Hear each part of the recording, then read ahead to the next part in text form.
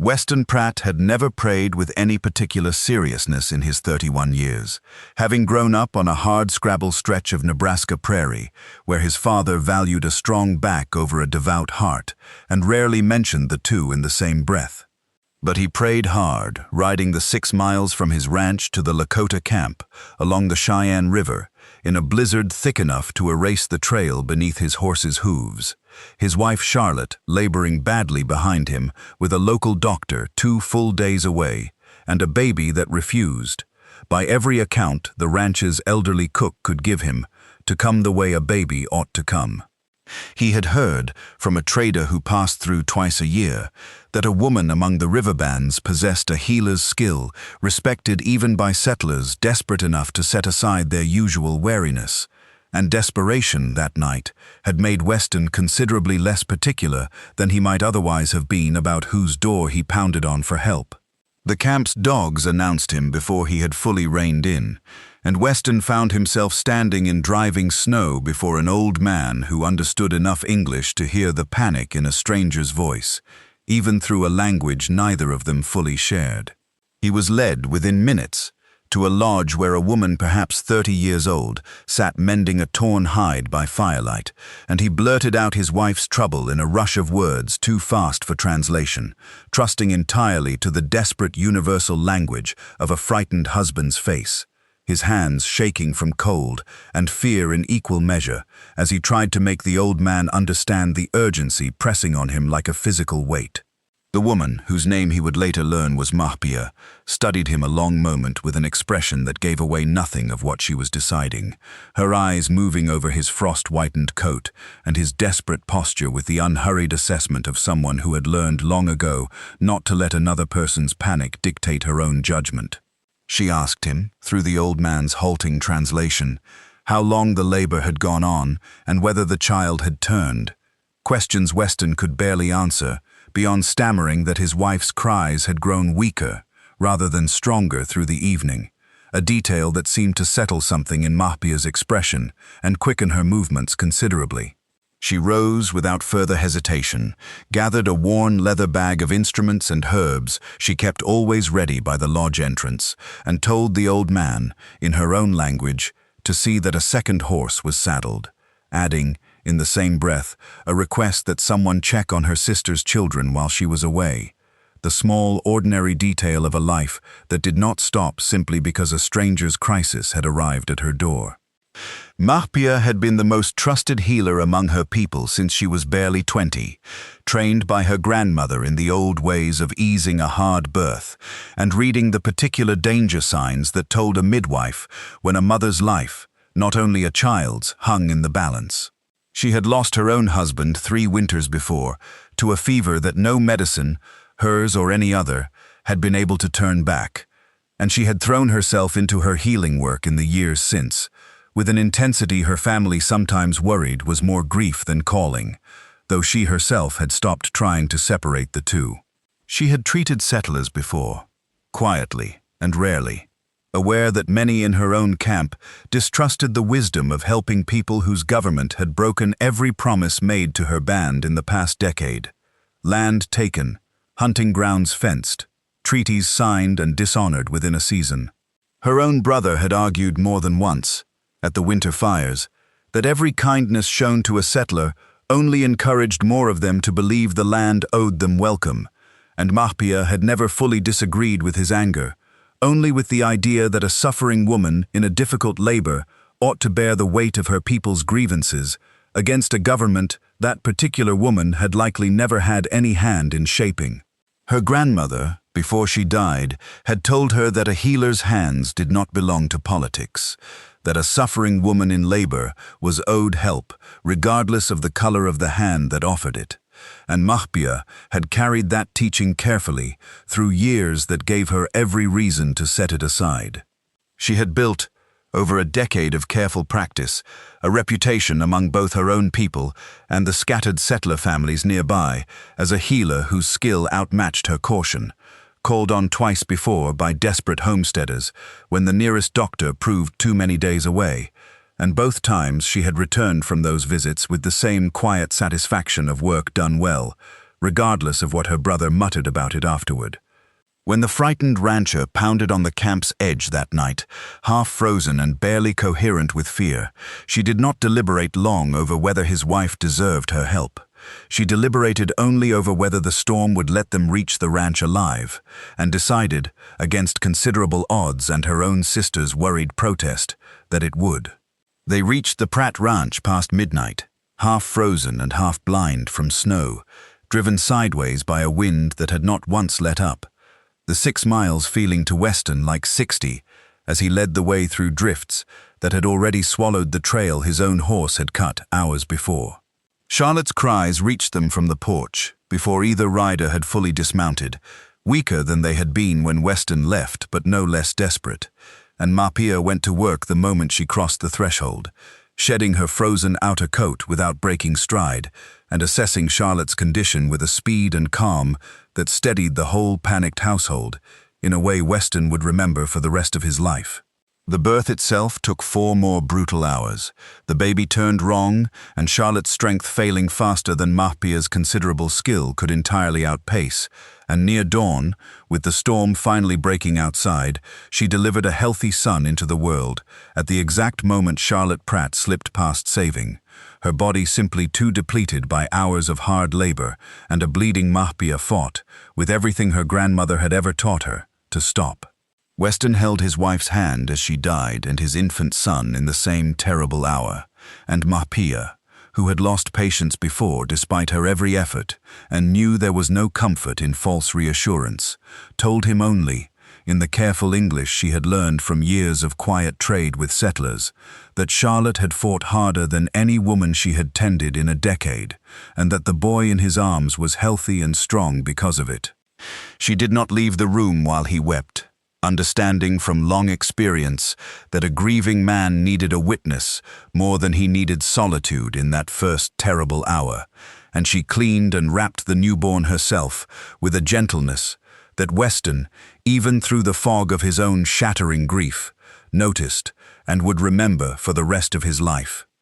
She stayed 3 more days to be certain both father and son would manage, showing the ranch's cook how to feed a newborn without a mother's milk, boiling the particular herbs that would help Weston's exhausted body finally sleep, and checking his own grief-numb state with the same clinical care she gave any patient, refusing his stammered offers of payment beyond a small measure of coffee and flour to carry back to her camp.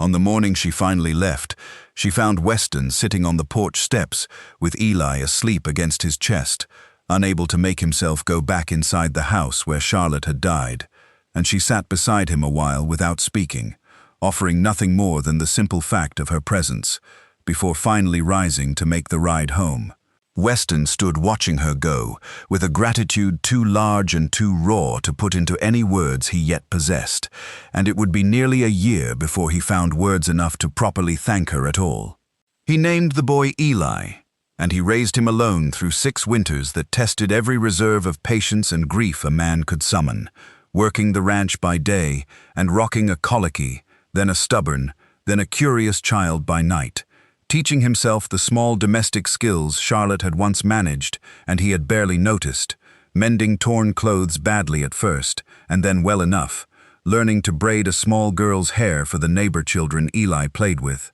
though he had no daughter of his own to practice on. He never remarried, despite the well-meaning matchmaking of every woman in the county, who considered a widower with a ranch and a motherless son an obvious project for improvement, turning aside each careful introduction with a politeness that eventually discouraged even the county's most determined matchmakers. He rode to the river camp twice a year without fail, at first to properly thank Mapia for a debt he felt he could never adequately repay, and later, if he was honest with himself in the quiet hours he rarely allowed for such honesty, simply because he wanted to see her, an admission that took him considerably longer to make even to himself than it should have. Those visits followed a careful, unspoken pattern for years. He brought supplies the camp could use, flour and coffee, and once, memorably, a length of good wool cloth that Mapia's sister teased her about for a full season afterward, arriving always in daylight and always with some practical excuse, ready in case anyone asked why a rancher rode so far so regularly. Mapia, in turn, taught small Eli, as he grew old enough to make the trip with his father, the names of plants and the calls of birds in her own language, patient with a settler child's clumsy pronunciation, in a way that made Weston's chest ache with a feeling he did not yet let himself examine too closely, watching his son's small face light up every single time she praised a word he had finally gotten right. By Eli's fourth visit, the boy had taken to calling her by a name of his own invention, a garbled toddler's approximation of her proper name that made the whole camp laugh the first time he used it, and that Mahpia, to Weston's quiet surprise, never once corrected, seeming to treasure the small mangled title more than her own proper one. She kept a small collection of Eli's early drawings tucked beside her instruments, crude renderings of horses and dogs that most adults would have set aside without a second glance, and the care with which she preserved them told Weston, long before either of them said anything of substance, exactly how deeply his son had already worked his way into her heart. Weston noticed, on each visit, small details he told himself did not matter. The particular care she took, choosing which herbs to send home with them, always slightly more than Eli's minor complaints required, the way she asked after his own health as often as his son's, the quiet steadiness of her presence that made the 6 miles home always feel shorter than the 6 miles out. Neither of them spoke of anything beyond the practical business of the visit itself, both keenly aware of 100 reasons, some spoken and many more unspoken, why a rancher and a Lakota healer might keep their friendship carefully bounded by daylight and by distance, whatever either of them privately felt beneath it. The county had opinions about such things that Weston heard secondhand often enough to understand exactly what talk his visits might stir if anyone chose to make trouble of them, and the camp had its own share of elders who watched a settler's regular arrivals with a wariness Mahpia understood better than she resented, both of them content, for 6 long years, to let the friendship remain exactly as careful and exactly as unspoken as the world around them seemed to require. Mahpia watched Weston Pratt's visits arrive twice yearly for 6 years, with a feeling she was considerably more honest with herself about than he was, though she said nothing of it to anyone beyond the occasional knowing look from her sister, who had eyes sharp enough to read what her brother-in-law's rancher friend meant by riding 6 miles each way twice a year, for a friendship that could easily have been maintained by trade alone. She admired, in ways she rarely let herself dwell on, the particular gentleness Weston showed his son, a patience she had watched grow steadier with every visit rather than harder, the mark of a man who had chosen to meet grief with tenderness rather than the bitterness she had seen sour other widowers she had known. She kept, in a small pouch she rarely opened, a scrap of the good wool cloth he had once brought her, telling herself, and her too observant sister, that she saved it simply because good cloth was not to be wasted, though her sister's raised eyebrow suggested she found the explanation considerably less convincing than Mahpia wished. There were men within her own band who had shown interest in her over those 6 years, steady, respectable men her family would have welcomed readily, and Mahpia had turned each of them aside with a gentleness that cost her nothing, since none of them had ever once made her feel the particular attention she felt under Weston Pratt's careful, grateful watching. The years brought hardship enough to her own camp that she had little leisure to dwell overlong on a settler's quiet devotion regardless.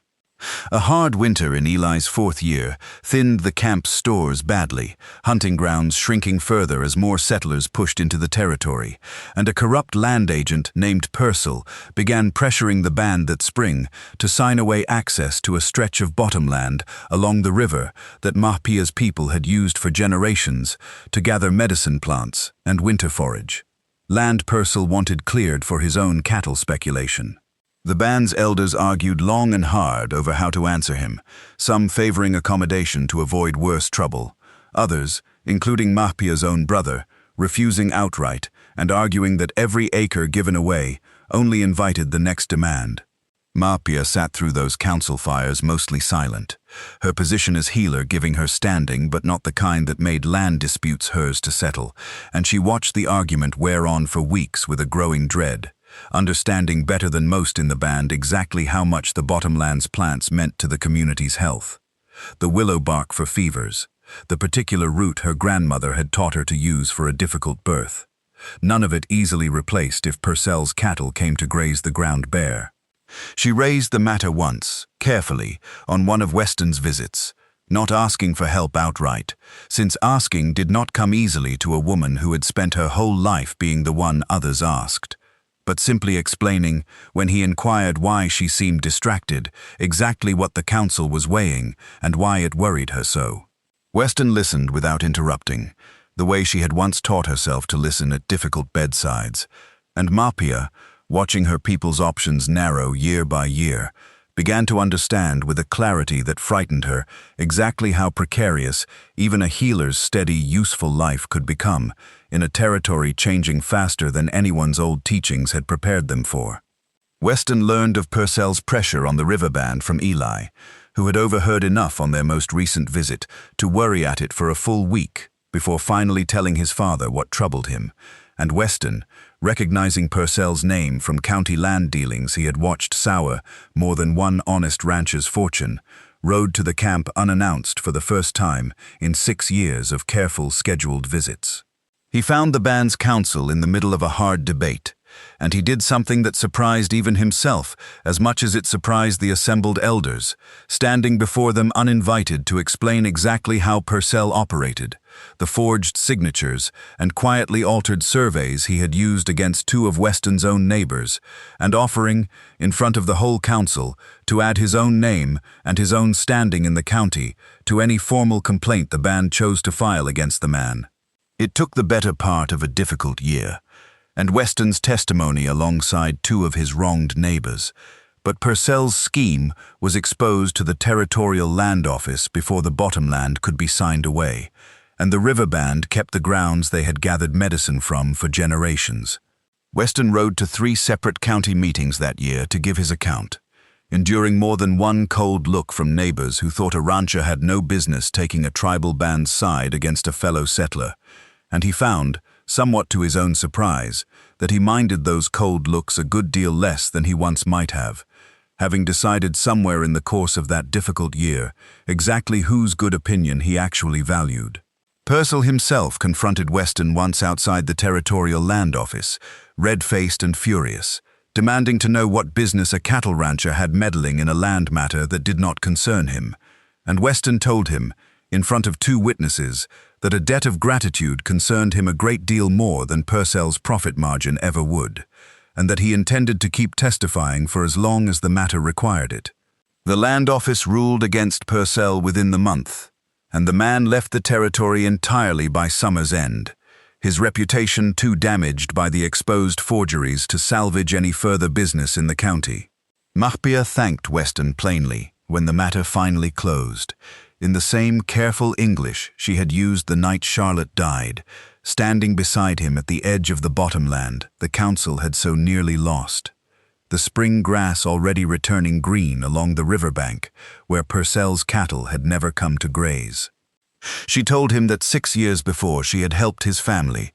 because a healer's hands owed no debt to anyone's politics, and that she had never once, in all the visits since, expected repayment of any kind for a duty she considered simply her calling. Weston told her, standing in the same lodge where he had once begged a stranger for help, that he had not acted to repay a debt either, but because some other feeling, harder to name and considerably longer in the growing, had finally demanded he stop pretending it was only gratitude that brought him back twice a year. They talked long into that evening, past the point either of them had planned to stay, the fire burning low between them, the same way it had the night Charlotte died, though nothing else about the silence between them resembled that terrible night at all. Mapia told him, with the same directness she brought to every difficult truth, that she had watched him raise his son with a tenderness that had made her own careful heart considerably less careful than she liked to admit, and that she had spent 6 years telling herself a settler rancher and a riverband healer had no sensible future together, only to find the telling growing less convincing with every visit he made. She told him, too, about the small men her own family had hoped she might consider over those years, steady and respectable, and entirely unable to hold her attention the way his careful, grateful visits always had, and admitted that she had begun to suspect, somewhere around Eli's fourth visit, that she was waiting for a man who might never work up the courage to ask what she had long since decided she wanted to answer. Weston admitted in turn that he had ridden to her camp twice a year, for 6 years, partly out of gratitude, and increasingly, if he was finally honest, because no woman in the county had ever once made him feel the particular steadiness he felt sitting across a fire from her. A steadiness he had been careful, out of grief and out of 100 unspoken fears about what their two worlds would make of it, never to name aloud.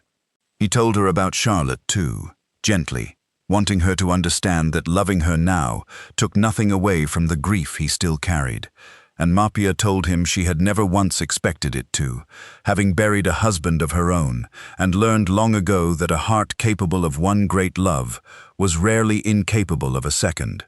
Eli, 9 years old by then, and considerably less patient with adult carefulness than either of them, settled the matter with the blunt clarity only a child possesses, telling his father plainly, on the ride home that night, that he did not understand why grown people took so long to say things a boy could see plainly from the very first visit he was old enough to remember. He informed Weston, with considerable authority for a 9-year-old, that Mapia's whole face changed when she saw them arrive, softening into something Eli had noticed and privately treasured for years without ever mentioning it, and that he had been waiting, with the particular patience of a child who understands grown-up foolishness better than the grown-ups do themselves, for his father to finally catch up to what was plainly obvious. Weston laughed harder at that than he had in years, and rode back to the river camp within the week to say, finally and without the careful distance of a decade's habit, exactly what he had been too cautious to say twice yearly for 6 long winters.